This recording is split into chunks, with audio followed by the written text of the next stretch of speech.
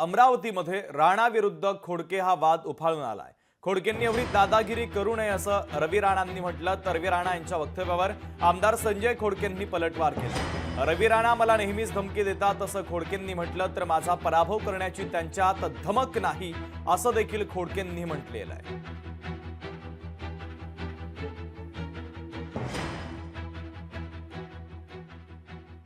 एवढी गुरमी करू नये, एवढी दादागिरी करू नये। माणूस जेव्हा मोठा होतो तेव्हा नम्र असला पाहिजे, लवचिक असला पाहिजे, सगळ्यांचे आभार मानले पाहिजे, सगळ्यांना विनंती केली पाहिजे। पण मी नेहमी पाहिलं की 3-3 वेळा फटकणी दिल्यानंतर सुधारले, सुधारलं पाहिजे। म्हणून मला एवढंच सांगणं आहे आपल्या माध्यमातून की जे लोक नेहमी अहंकारामध्ये राहतात त्यांचा अहंकार या जनतेने सगळ्यांनी चूरचूर केलेला आहे। मला नेहमीच ते धमकी देतात आणि इलेक्शनमध्ये त्यांनी जे सांगितलं की 3 वेळ पाडल्याचं काही हरकत नाही।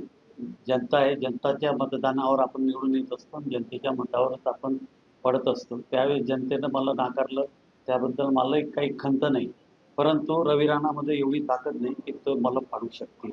आणि त्यांनी जे 10 वेळ म्हटलं की अजितदादांनी फोन केले, अजितदादांनी उलट फोन नाही केले। अजितदादा नवनीत राणाच्या प्रचाराला ज्यावेळेस आल्या होत्या तर त्यांना आणण्याचा उद्देशच रवी राणाचा हा होता की मी त्यांना त्याच्या प्रचारामध्ये आलो पाहिजे। त्यांनी अजितदादाला म्हणत होते की खोडकेंना स्टेजवर बोलवा।